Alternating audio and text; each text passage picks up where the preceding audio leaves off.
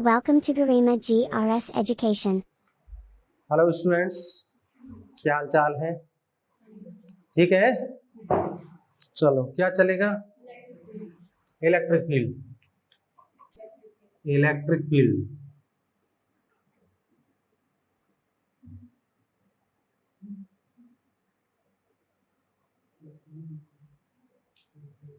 Electric field की definition समझने से पहले कुछ अन्य बात पर विचार कर लेते हैं। जैसे मान लो, सबसे एक सिंपल चीज है तो आप लोगों की समझ में आ जाएगी। जैसे ये मैग्नेट है,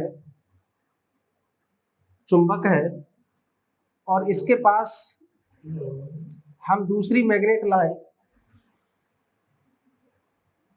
तो ये आकर्षण का अथवा प्रतिकर्षण का अनुभव करेगी। ठीक है।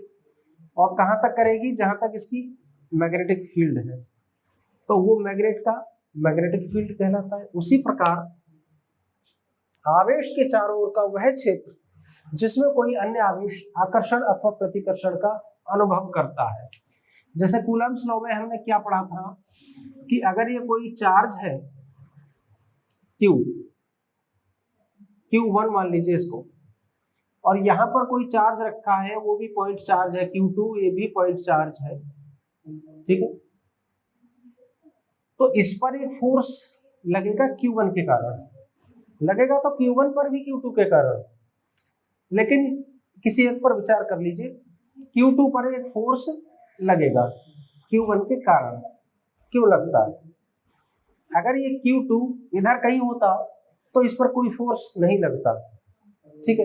क्योंकि कूलम्ब्स लॉ के अनुसार दूरी के बढ़ते हुए क्रम में इसका बल घटता जाता है, कम होता जाता है। ठीक है। तो ये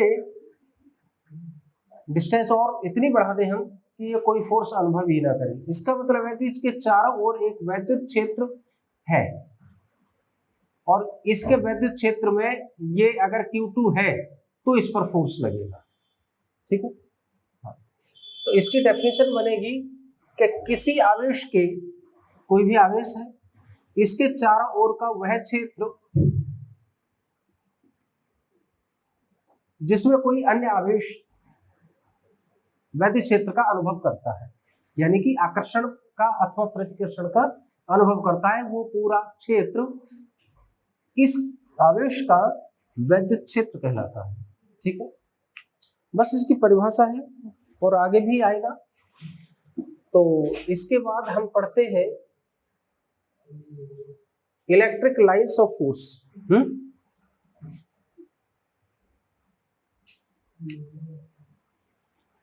चलो इससे डालते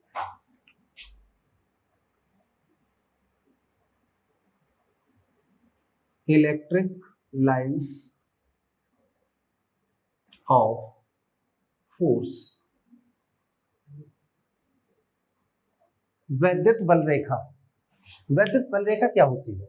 देखिए, अगर ये पॉइंट चार्ज है Q, इसको कैपिटल Q मान लीजिए, और यहां पर एक पॉइंट चार्ज है Q, तो और ये Q, ये वाला Q इसी के इलेक्ट्रिक फील्ड में आ रहा है, तो इस पर आकर्षण अथवा प्रतिकर्षण का बल लगेगा। ठीक है। तो ये अगर प्रतिकर्षण का बल लग रहा है तो ये किधर चलेगा? इधर। अगर आकर्षण का बल है तो क्या चलेगा? इधर। तो ये जो मूवमेंट करेगा जिस लाइन पर, उसी लाइन को हम इलेक्ट्रिक लाइंस ऑफ फोर्स कहते हैं, बल का वैद्युत रेखा, यानी कि वैद्युत बल रेखा। ठीक है। अगर इसका इलेक्ट्रिक फील्ड यूनिफॉर्म है, ऐसा है, एक समान है, तो ये स्ट्रेट लाइन में मूव करेगा। और अगर इसका नॉन यूनिफॉर्म है तो ये भी चेंज हो जाएगा और ये वक्रीय पथ पर गति करेगा। ठीक है। ये सब थ्योरी है। तो इलेक्ट्रिक लाइन ऑफ फोर्स किसी वैद्युत क्षेत्र में ही होगा। तो इसकी परिभाषा बनती है कि इलेक्ट्रिक फील्ड में वे काल्पनिक निष्कोण वक्र हैं, वैद्युत बल रेखाएं वे निष्कोण वक्र हैं जिन पर एक परीक्षण आवेश गमन करता है। ठीक। वैद्युत बल रेखा है। अब इनकी क्या है प्रॉपर्टीज? अब प्रॉपर्टीज में आपको पता पड़ेगा कि क्या है वो।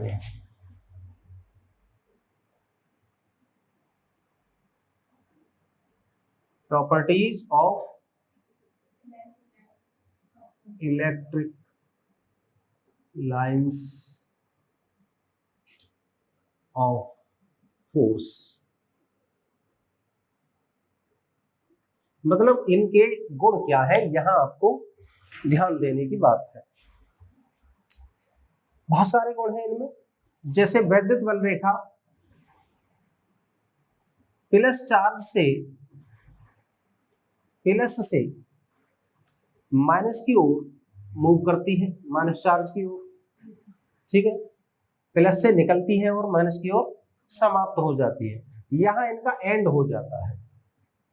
एक बात, धन से चल करके ऋण पर समाप्त हो जाती है। नंबर 2, ये नेगेटिव टू पॉजिटिव नहीं चलती, जबकि चुंबकीय बल रेखाएं भी, चुंबकीय बल रेखाओं का क्या है, जैसे मान लो ये मैग्नेट है और ये इसका नॉर्थ है, ये साउथ,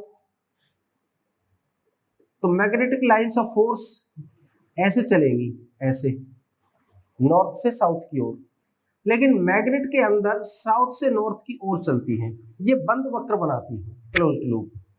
ठीक है, ये क्वेश्चन कभी कंपटीशन में पूछ लिया जाता है हल्के तौर पर कि चुंबक के अंदर, क्योंकि अक्सर स्टूडेंट्स को यही याद रहता है कि नॉर्थ से साउथ की ओर डायरेक्शन होती है चुंबकीय बल रेखाओं की, लेकिन चुंबक के अंदर कह देगा वो कि चुंबक के अंदर कौन सी डायरेक्शन होती है, तो साउथ से नॉर्थ की ओर होती है, क्योंकि ये इधर से ही घूम करके आ रही है। लेकिन वैद्युत बल रेखाओं में ऐसा नहीं है, ये प्लस से चलती है और माइनस पर समाप्त हो जाती है, माइनस से प्लस की ओर नहीं चलती।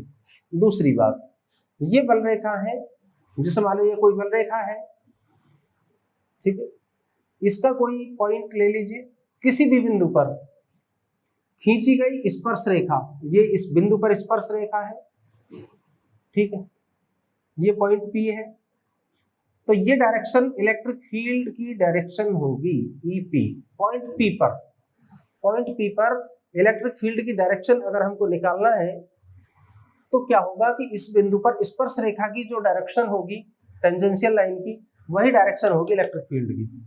अगर यहां बिंदु ले लिया हमने Q, तो यहां पर क्या डायरेक्शन होगी इलेक्ट्रिक फील्ड की, अगर हमको चाहिए तो हम यहां पर एक टेंजेंशियल लाइन खींचेंगे, अगर ये इलेक्ट्रिक फील्ड ऐसी चल रही है तो, ठीक है, और ये डायरेक्शन होगी वेक्टर EQ, यानी कि Q बिंदु पर इलेक्ट्रिक फील्ड की डायरेक्शन, ठीक है। तो दूसरी बात यह है कि वैद्युत बल रेखा के किसी भी बिंदु पर खींची गई स्पर्श रेखा उस बिंदु पर वैद्युत क्षेत्र की दिशा को प्रदर्शित करती है, ठीक है।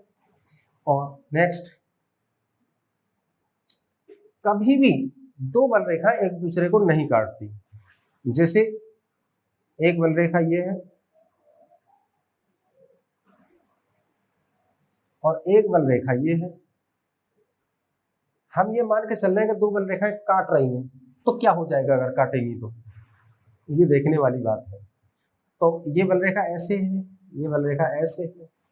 अब इसी पॉइंट पर अगर हम देखें तो इस वाली बल रेखा के अकॉर्डिंग तो टेंजेंशियल लाइन यानी स्पर्श रेखा ये होती है, और इसी बिंदु पर इस पर स्पर्श रेखा ये होती है, तो दो डायरेक्शन हो जाएंगी वेक्टर E की, ये हो जाएगी और ये हो जाएगी, E1 मत मानो, E ही मान लो, ठीक है, जो कि एक ही बिंदु पर वैद्युत क्षेत्र की दो दिशाएं होना इम्पॉसिबल है, ठीक है। तो इसलिए ये माना जाता है कि वैद्युत बल रेखा एक दूसरे को नहीं काटती है, ठीक।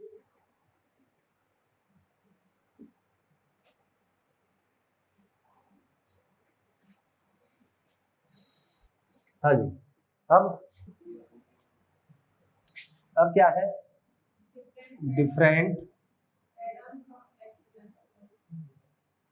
पैटर्न्स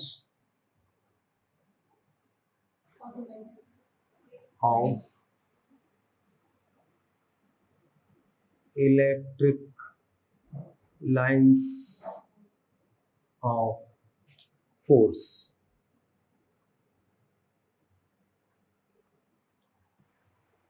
ये है different patterns of electric lines of force.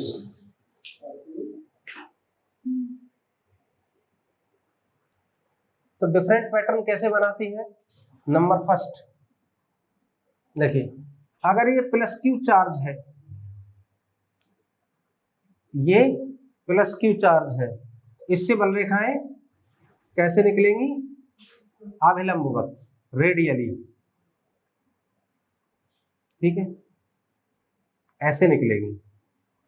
ये आइसोलेट चार्ज है, अकेला है, विलगित है, तो ये कहां तक जाएंगी? इन्फिनाइट तक माना जाएगा इनको। प्लस क्यू चार्ज से निकल करके इन्फिनाइट तक जाती है। अगर ये नेगेटिव चार्ज है मान लो, तो बल रेखाएं ऐसे आएंगी, अनंत से आएंगी इस पर, ये माना जाएगा, ठीक है।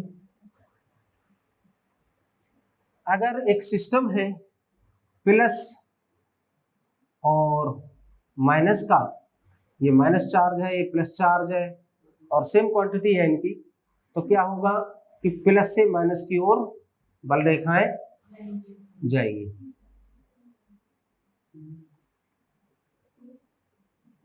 ऐसे और ऐसे ही आएंगी माइनस पर, ठीक है।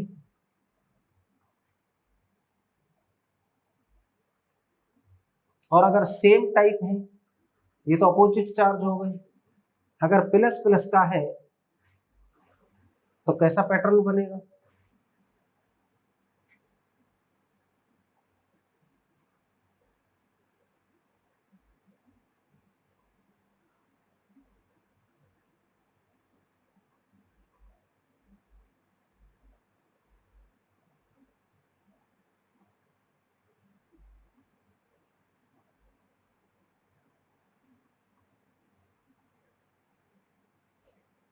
इस तरह से पैटर्न बनेगा, ठीक है। ये एक दूसरे की ओर नहीं जाएंगे। अब इसमें क्या है कि